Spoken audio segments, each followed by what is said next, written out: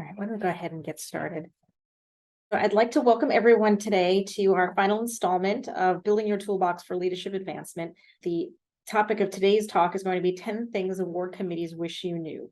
So I am very excited to introduce today's speaker, Dr. Yesenia Greeff, who is representing the Department of Medicine in the Division of Gastroenterology.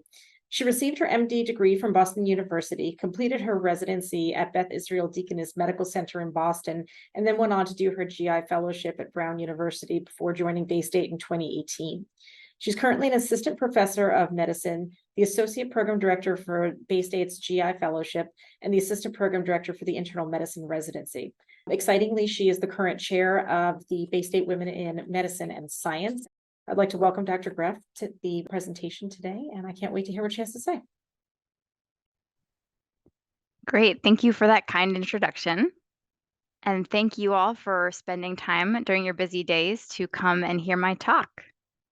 And I do believe that we have CME credit for this talk, so I would like to tell you all that I have no conflicts of interest.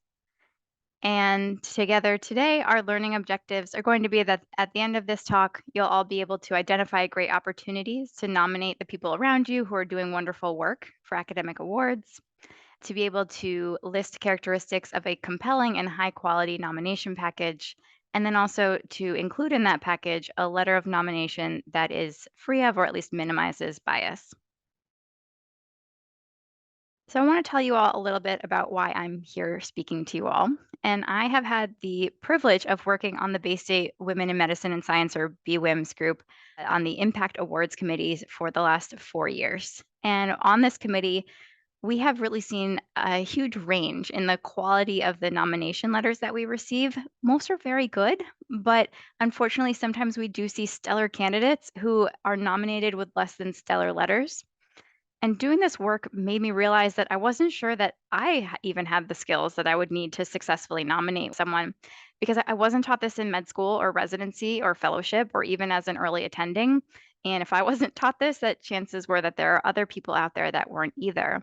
So this seemed like a really important area of potential faculty development in my speaking with Dr. Amy Gottlieb, who was our executive sponsor of BWIMS at the time. And to tell you just an anecdote, earlier this year, I received an email from the Mass Med Society, these blast emails we all get about their Women's Health Award. And I realized that I had been actively collaborating with someone who I thought was just an absolutely exceptional candidate for this award. And I decided to create and submit a nomination package for her. And I'm thrilled to be able to tell you all that Dr. Megan Miller is going to be honored with this award, a ceremony in Waltham at the Mass Med headquarters on November 9th. And of course, it's her body of work that won her this award. But when I found out that she won, I couldn't help but reflect about the fact that if someone had asked me to write this letter 4 years ago, I don't know that I would have been able to write Dr. Miller the letter that she really deserved. And I want everyone who's nominated for any award here at Baystate to be able to get the letters of nomination that they deserve. So this talk was born, and Dr. Gottlieb also lent her expertise from sitting on these types of awards committees really at the national level as well. So I'm very grateful to her for her input. I told you all about why I'm here today, and I want to talk a little bit about why you're probably here today, taking time during your lunch break to listen to my talk. Why do we want to nominate someone for an academic award? It's great to recognize someone for the incredible work that they're doing. It is something that can potentially contribute to promotion. It increases the visibility and reputation of the nominee. It can also increase the visibility and the reputation of your entire institution.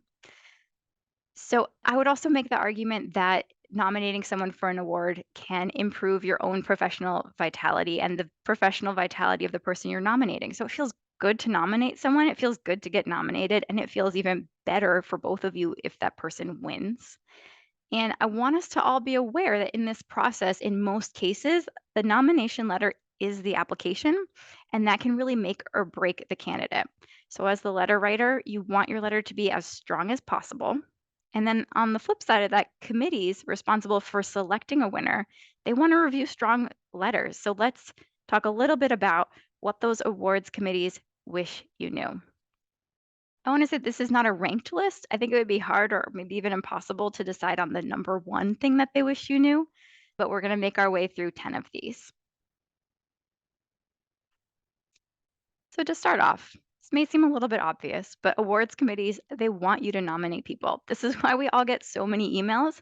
They're not just trying to clog our inboxes, they really are relying on you all, the nominators, to tell them about the incredible work that the people around you are doing or have done. So they want you to take that extra 30 seconds to read that email, to look at the award description and see if you have someone around you who would be a great candidate for their award, whether it's something local or regional or even national. I just got an email today from the AMC with a whole list of their awards that you do have to click the link inside to go through what all the awards are and the criteria, but it is worth it to take that time and see what's going on around you. I have an exercise for us all to do here for just a moment. I would love for you all to take 20 seconds, and I'll set a timer just a second. And I want you all to come up with one or two names of people that you admire that are doing work either here at Baystate or it can be outside of our walls. Write their names down somewhere, either on a post-it that you can put on your screen as we go through this talk or the notes app on your iPhone. But before I start the timer, I do want to just bring our attention to the fact that women and those who are underrepresented in medicine are less likely to win medical society awards, and this holds up in multiple fields. This is probably multifactorial, but these candidates, they face bias both at the nomination level and the deliberation phases. And our own implicit biases make us less likely to consider women or those who are underrepresented when we're thinking about who we want to nominate. So I want to push us all just a little bit past implicit bias that we all live with just because we are human beings and make sure that we're considering everyone around us doing good work. So you don't have to answer this out loud, but I am curious. Hopefully, you each have one or two names now listed, but I'm curious if anyone wrote down their own name because this brings me to number two, that we should all be considering self nomination. So, unless the request for nominations or RFN specifically says that you can't, self nomination is acceptable and actually relatively common. Nobody knows your body of work better than you do. You can also request that colleagues or mentors or mentees nominate you, and you may need more than one letter of nomination to nominate yourself. But this is something to keep in mind when you get those emails, to not just go through and say, who do I know who could win this award, but to also ask yourself, could I win this award? So hopefully now you each have one or two names, and maybe you even have added your own name to that list now. And I want you to keep those names in mind as we go through the rest of the talk. Awards committees also want you to read their criteria or their request for nomination really, really carefully. And when you think you have read it really carefully, go back and read it again. So this includes looking at the fine print and looking for things like must have versus should have wording. So must have at least two letters or must not have more than two letters are things that need to be read carefully and adhered to avoid inadvertently disqualifying your candidate. Things like the candidate should be 5 years out from training for, say, an early career award may mean that there's some wiggle room if you're trying to nominate someone who's 5 years and a month or someone who's 6 years out who took a leave of absence. And it may actually be worth reaching out to the awards committee for clarification. If a CV is part of the criteria, you do also need to look through that fine print and find out if there is a page limit, if it needs to be shortened, or if they're asking for a CV to be edited to highlight only the relevant portions. I really encourage you to enlist your nominee to help you edit the CV down because they know their work best. And I do not think that nominations need to be a surprise to the nominee. I think it can be really helpful to send an email that's just something simple like this shown here. So, dear so and so, I hope this email finds you well. I really admire your work that you've done in the area of blank, and I think you'd be a deserving recipient of this award. I plan to nominate you. Would you mind sharing a copy of your CV so I can prepare you a strong nomination letter? And I would really advise you that even if having a CV is not part of the nomination package that's required, I would encourage you to request one from your nominee anyway to help you write the best possible letter. For example, you may know some of the work that they do with you locally, but you might not be aware that they sit on some national committees that you didn't know about. So, number four, the awards committees also want you to think about making a quality package more than a large one. So, considering the whole package, you may want a letter that has one person talking about research, another talking about the candidate's mentorship or teaching, maybe another talking about institutional or committee service. So these letters should really complement each other. And then you want to go back again to number 3 that we just went over and review that request for nominations really carefully, because some awards actually limit the number of letters, they may limit the length of the letters, and they may limit the number of co-signers. And this is because the awards committees are not looking for a dissertation or a petition. They really want a neat, strong nomination package that puts quality over quantity. Awards committees also do want trainees to nominate unless the request for nominations specifically says that they cannot, but they usually don't want trainees to nominate alone. So if you're a trainee or if you're mentoring a trainee, it's important to appreciate how impactful a trainee letter can be, especially about things like mentorship or education, but they need to be paired with letters from faculty that will complement them. Awards committees members, they are people too. They are usually volunteering their time. So anything that you can do to make their job easier is also appreciated. So they're looking to review clear, organized letters. They want to see key accomplishments from the CV highlighted, and they would love for you to highlight things like for example, the impact of their accomplishments and to be really specific about whether that impact is local or regional or national. And when you are doing that very specific description of the nominee's work, these are some other overarching themes that committees often look for. And the specific award is going to determine how these domains are presented in relation to the theme of the award. But they will also include, in addition to impact, things like contribution to the field. Was it significant, extensive, or was it really truly outstanding? What about initiative? Is this a project that your nominee picked up that someone else had started, or is this something that they really truly started on their own? Were they the leader in this project? Were they a co-chair? And then again, we already spoke about impact. Consistency also makes the job of the awards committee easier. So they are looking for letters to show up in standard business letter format. And on the right, you can see just a general template that can be used.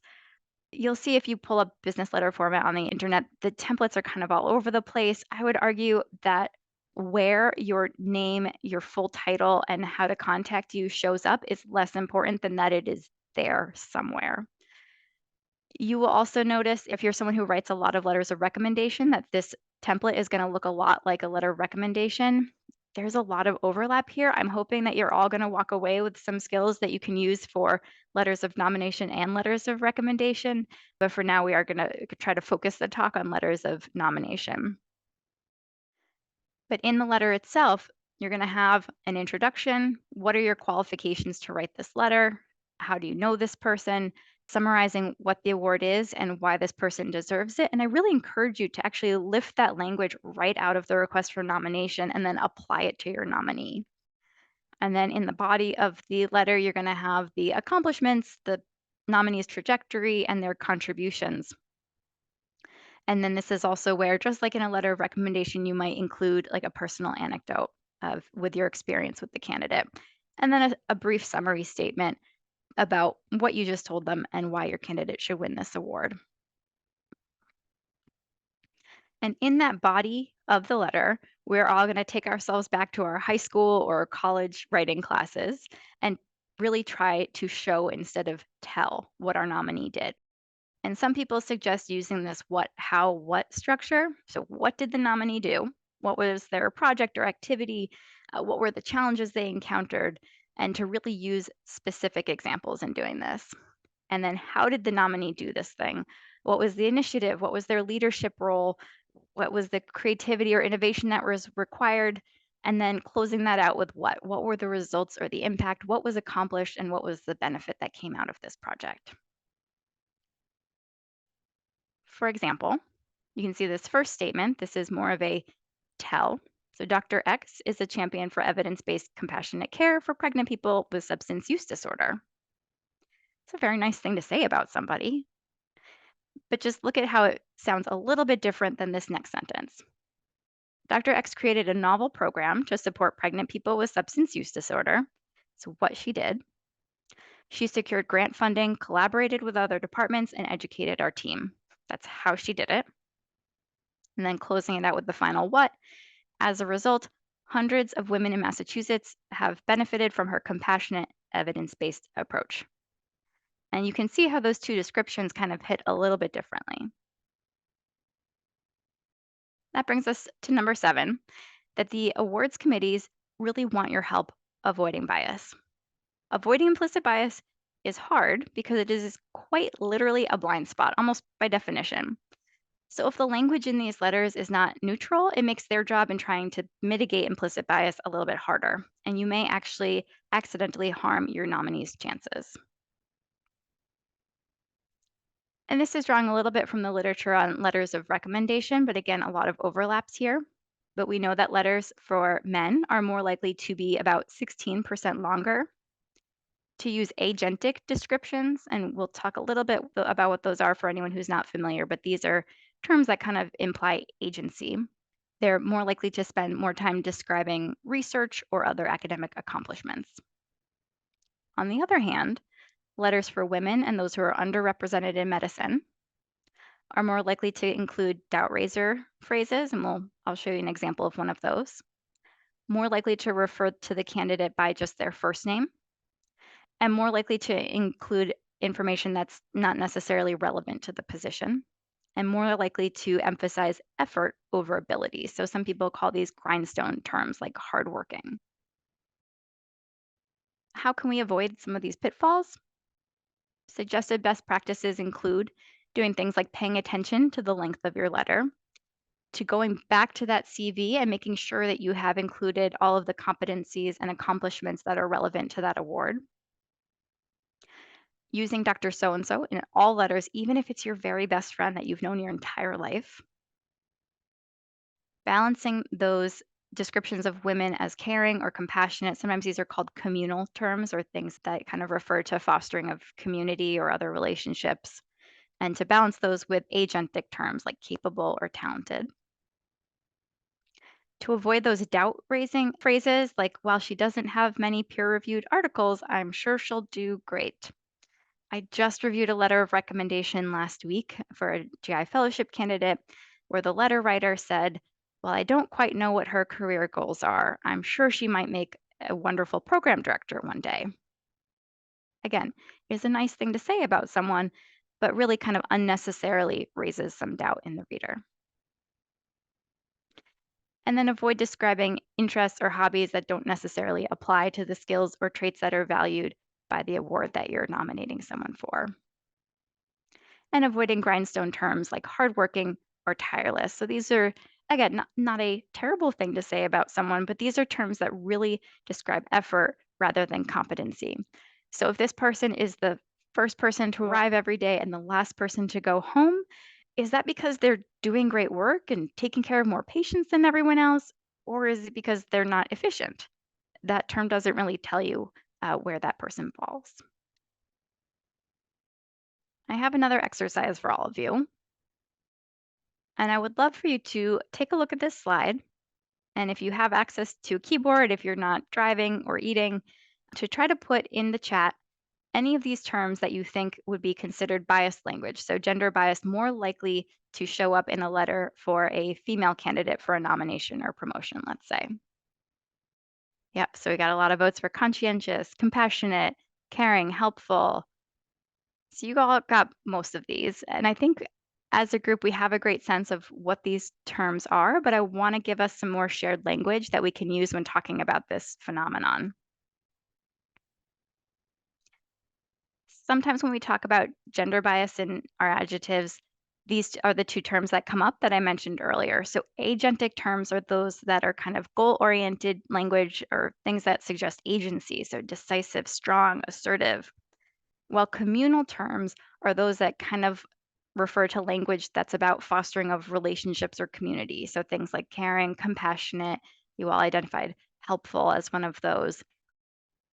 And what I want to point out on this slide is that these are all positive traits. These are all things that I think all of us can only hope that someone would put all of these words in a letter describing any one of us. So the problem is not the words themselves. The problem is that we are more likely to use those communal terms on the right disproportionately for our women candidates and those who are underrepresented in medicine and leave out the agentic terms, which, for better or for worse, are often viewed as the more desirable traits by awards or promotions committees. So we could argue whether that's correct. There is an excellent resource that I actually keep this PDF on my desktop. And when I sit down to write a letter of reference or a letter of nomination, I actually pull up this PDF because it has this helpful list here to help me be more conscious about the words that I'm using when I'm writing my letters. So this is from the University of Arizona. And they also have some other tips and facts to kind of help support people who are trying to write letters that are free of bias. And I have some QR codes at the end that link to all of these resources as well for those of you who are trying to scramble to write down that URL. There's also another version of this that was adapted by a different group about avoiding racial bias in reference writing that is very similar. And then there is also actually a gender bias checker where you can paste your text into the checker and it will tell you whether it thinks that you are using gender biased language. So that can also be very helpful. So, speaking of computers, awards committees also want you to know that they can tell when you're not doing the work. So, when they're reviewing packages, they can tell when there is a paragraph duplicated from one submission in their package to the next one. They notice when there is an incorrect pronoun multiple times in a letter, when there's a totally irrelevant paragraph that seems like maybe it was used to nominate someone for something else, and also when there are letters that simply list the CV accomplishments in chronological order. And these are huge red flags for the committees. While we're on this topic, I also want to mention ChatGPT. And I think things are a little bit up in the air around how people feel about using this for things like personal statements and letters of recommendation, for example. So maybe someday I'll give this talk in the future and have much more to say about the ethics or acceptability of that. But for now, what I want to mention is that there are programs online where you can paste the text in and get an estimate of how much is computer generated. This is free and readily accessible. And then the other thing I want to mention is that just because something is AI doesn't mean it can't create something biased. So I want us all just to keep that in mind. And then maybe at the end, if we have time, if anyone else has thoughts on this topic, I think it's going to be a fascinating thing that we can talk about for years to come. And if we have time at the end during the Q&A, I would love to hear people's thoughts on this. Awards committees do not want their award to be a secret. So if you get an email about an award that sounds totally awesome, but you're not sure who to nominate, circulate it in your department, circulate it on social media. And then if you nominate someone and they win, even more reason to promote that accomplishment. It helps raise the prestige and the reputation of the award. It gets your winner the recognition that they deserve. And then it also gets your institution the recognition they deserve. So really, everyone benefits. And then finally, the awards committees want you to know that if your nominee does not win, that they don't want you to crumple up your letter in a ball and throw it away. They want you to save your letter, update it next year with your nominee's accomplishments over the last 12 months, and then submit again. There are even some national awards where weight is given to a nominee who keeps showing up in the nominations multiple times. There are extra exception points for that. So don't give up. To summarize what we just went through, I encourage you all to keep your eyes and your ears open for all of these nomination opportunities and to think about nominating your peers, your bosses, your mentees, and especially yourself for all of these academic awards that come up every year. Because when your nominee wins, everyone wins. Your nominee feels great, you feel great, your institution is so happy, and the awards committee is exceptionally happy also that they gave this award to a deserving candidate. But then if your nominee doesn't win, that does not mean it's time to give up. It means it's time to save that letter and resubmit it next year with updates. And then remembering that your letter is going to be part of a high quality package that does not necessarily need to be long. And thinking about that letter that you're submitting as part of that package, being careful to watch for biased language, which is extremely common. It's almost always used with good intent, but we need to find ways to avoid it. I want to give you all a special thanks for taking the time to listen to me today, to Dr. Catanzano for allowing me to present this to you, and especially to Dr. Amy Gottlieb for her guidance and expertise with that.